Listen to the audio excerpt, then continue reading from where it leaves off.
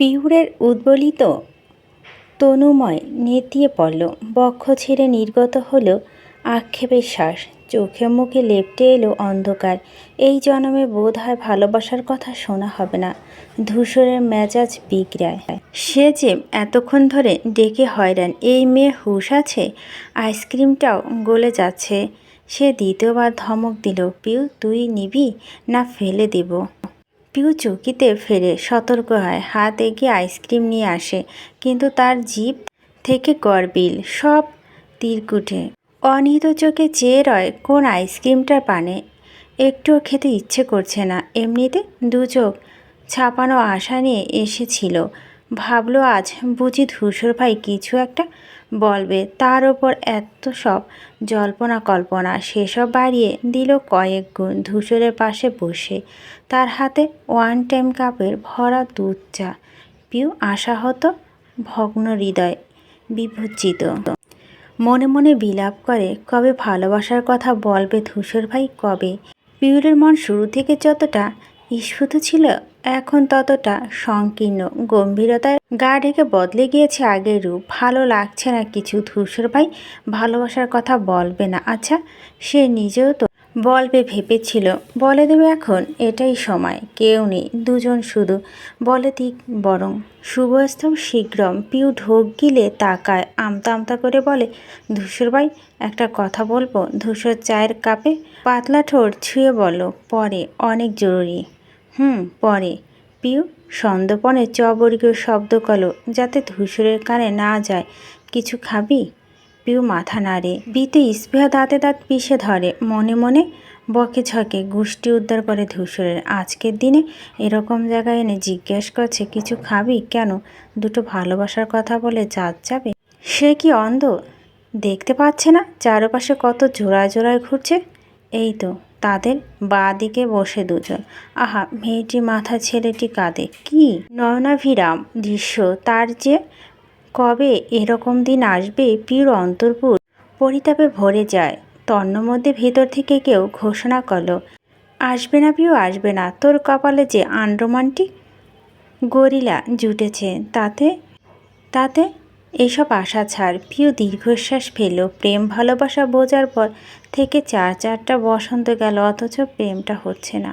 হায় রে ধূসর ভাই, আপনাকে ভালোবেসে আমি মরেছি। না পারছি বলতে, না পারছি চলতে। এইভাবে আমাকে বিকল বানিয়ে কি মজা পাচ্ছেন আপনি? সময় পেরোচ্ছে, ধূসরের মুখে কথা নেই। সে একই রকম বসে, মুখমণ্ডলে কেমন অদ্ভুত ছাপ, যেন কত কি বলবে অথচ পারছে না। পিউ ব্যাকুল নেত্রে তাক করে রাখে ওই চেহার বানে।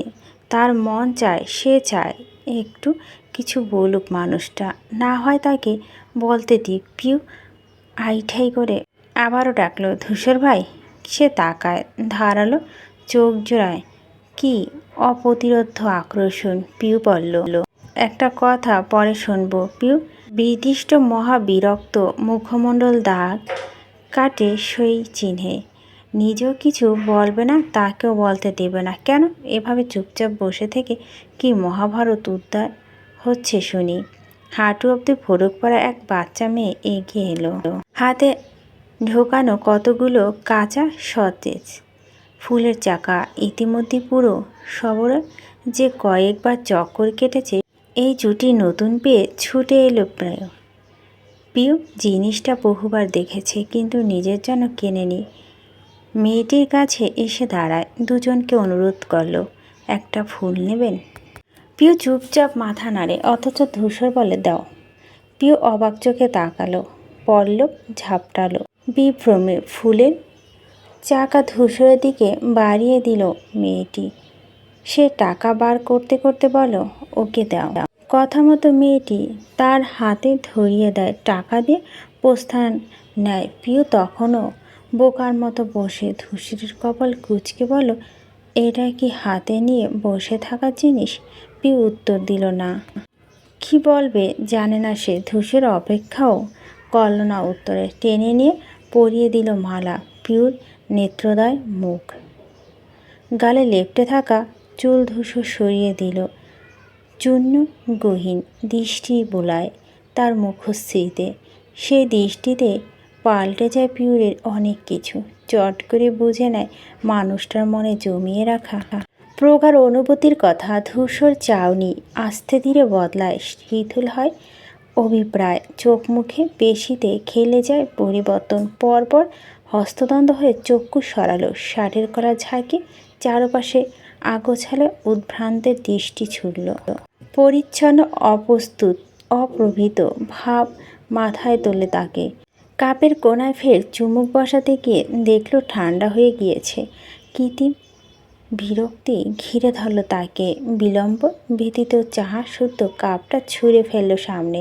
পিউর উষ্ট জুড়ে লাজুক হাসি ভিড় জমেছে। ফুলের চাকায় চলে যাচ্ছে হাত। ধূসর ভাই ভালোবাসি না বলুক, এই যে ক্ষুদ্রাতি ক্ষুদ্রের ব্যাপারগুলো, এতে তো কত ভালোবাসা মেশে। নিজ মুখে কয়েকটা শব্দ ভিত্তিতে নয়, তার আচার আচরণ আর চোখের দৃষ্টি ভালোবাসাটা বিশ্বাস করে নিল পিউ। কিছু মানুষের ভালোবাসা এমনই হয়, মুখে নয়, কেবল আর কেবল চাউনি ভাসে, ইঙ্গিত দেয় প্রতিটি দর্শনে, বুঝিয়ে দেয় গভীরতা। ধূসরের গলায় শ্লেষা পরিষ্কার করল। আচমকা আবদার ছিল গান শোনা। পিউ চকিতে তাকায়। আমি এখানে, আর কেউ আছে? কণ্ঠ তার রাশভারী, স্বাভাবিকত্বের প্রভাব। পিউ বলল, না মানে এখন? ধূসর নেত্র সরু করল, মেঘ মন্ত্র গাম্ভীর্য নিয়ে বলল, গান গাওয়ার জন্য আলাদা সময়সূচি দরকার, ক্যালেন্ডার আনবো? পিউ নিথর কণ্ঠে বলল, কি গান গাইব? ধূসর ছোট করে বলো, যেটা ইচ্ছে। পিউ ঠোঁট কামড়ে চোখ নামিয়ে ভাবে এই মুহূর্তে ধূসর ভাইয়ের পাশে বসে তার আওয়াজ বের করতে কষ্ট হচ্ছে। সেখানে গান, অথচ মানুষটা প্রথম আবেদন ফেরানো সাধ্য যে নেই।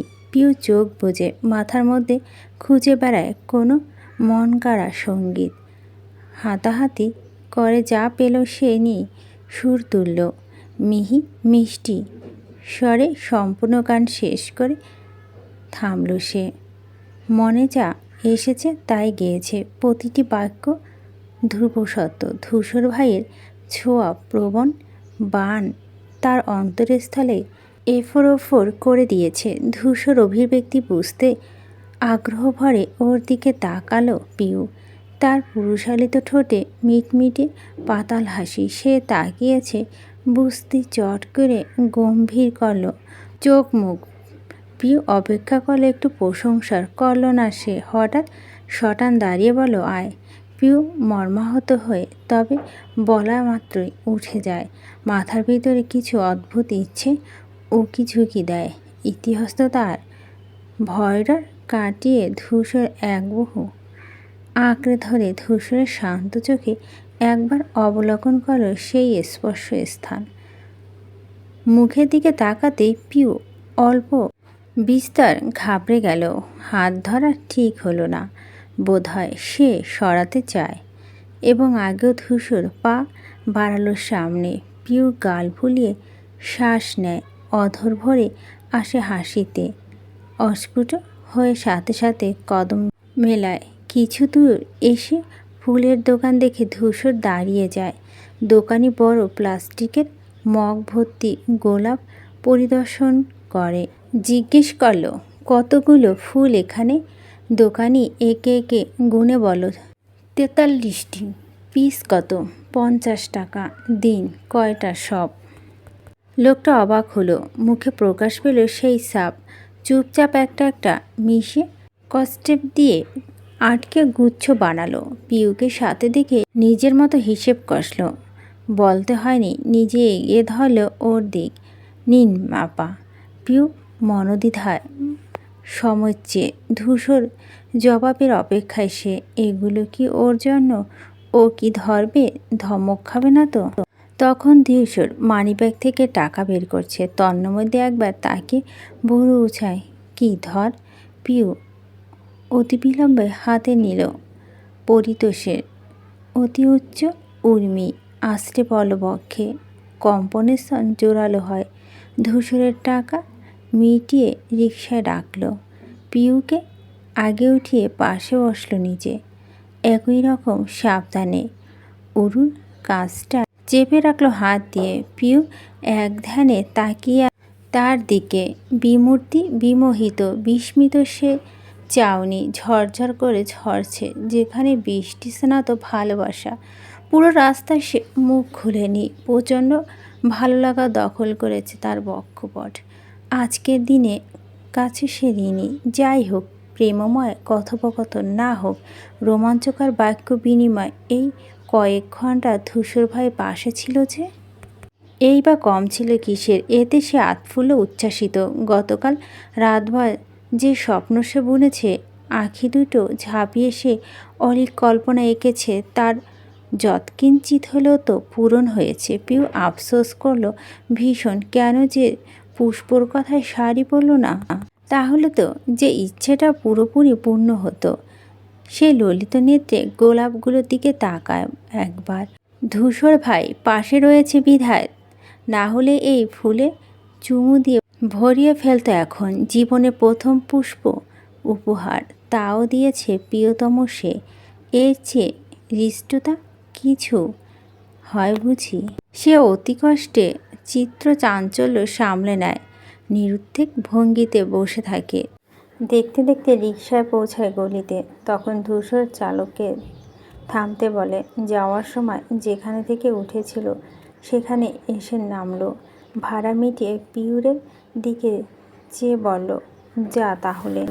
আপনি যাবেন না পরে? পিউ ঘাড় কাত করল। রিকশা চলতে থাকে, অথচ তার চোখে সরে না। সামনে এগোলেও মাথা ঘুরে থাকে পিছনে। ধূসর ভাইও তো তাকিয়ে আছে, নিষ্পলক নিবিষ্ট সেই চাউনি। যতক্ষণ পিউকে দেখা গেল সে দেখল, এতপর বাম হাতটা আনলো চোখের সামনে। এই হাতেই ছিল পিউরের ছোট্ট হাত। হাসল সে, অন্যরকম আলাদা অনুভূতির হাসি। পিউ গেট থেকে ঢুকতে যায়, আচমকা কেউ মাথায় চাটি মেরে ডাকে, ওই। সে চমকে তাকালো, অবাক হলো। পুষ্প দাঁত বের করে হেসে ভুরু উঁচায়। কী রে? পিউ তৎক্ষণাৎ চোরাপথে ফুলগুলো ওড়নার পিছনে লুকায়। চোখ বড় বড় করে বলে, তুই তুই কোত্থেকে এলি?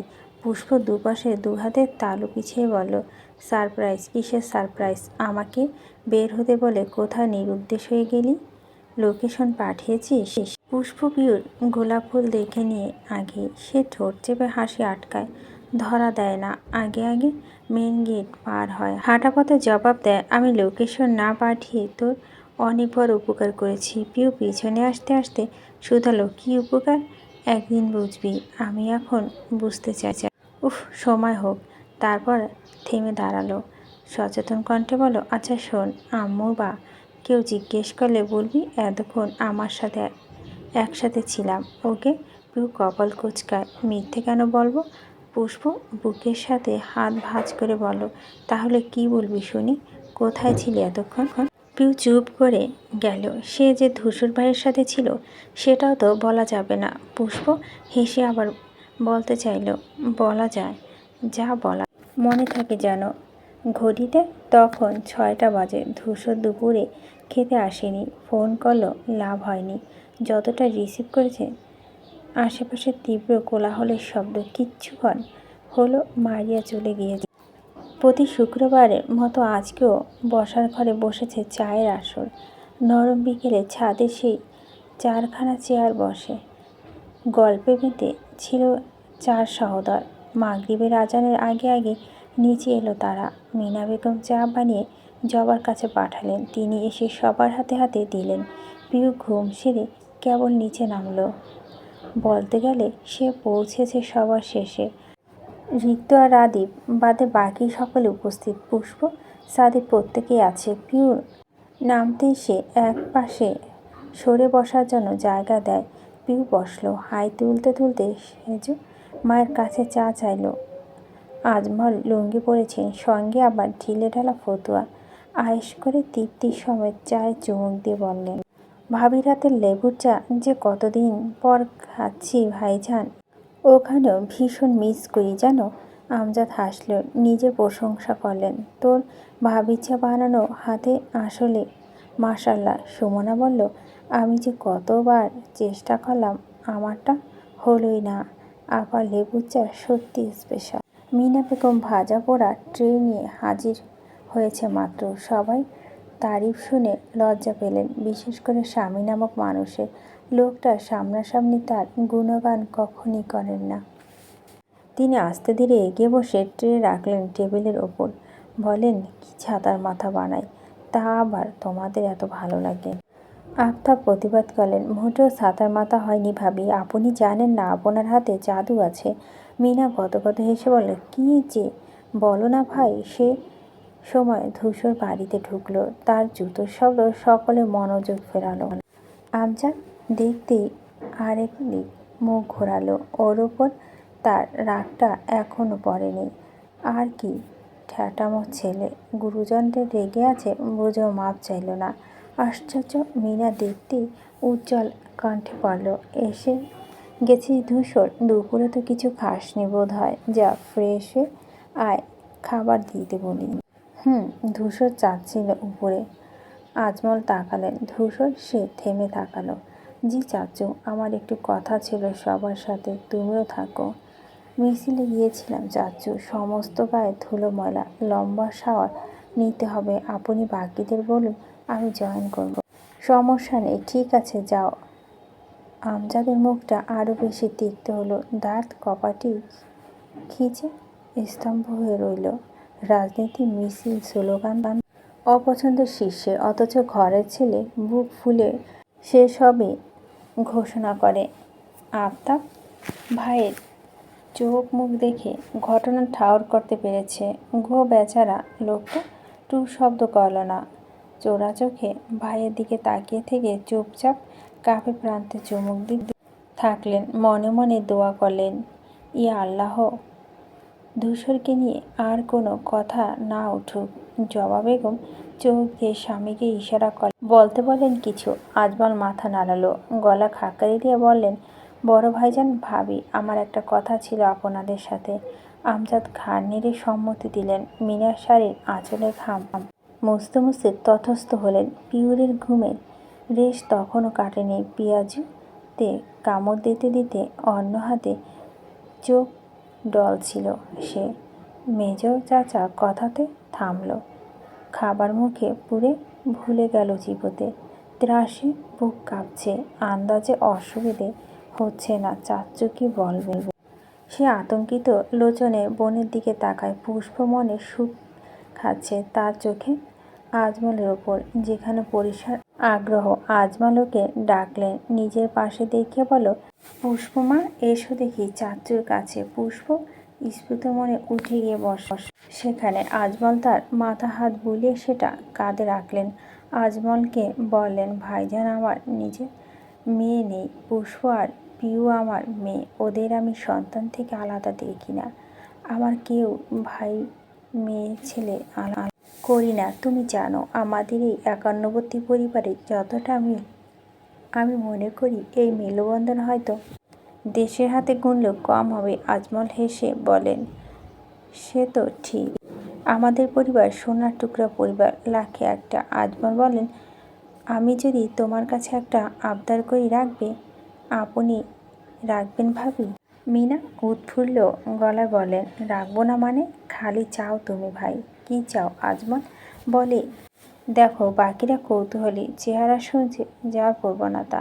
পিউরের গলা শুকিয়ে আসছে, বিচলিত ভঙ্গিতে আবার উপরের দিকে তাকাচ্ছে, প্রার্থনা করছে ধূসর আশার। আজমল বিনয়ী হাসলেন।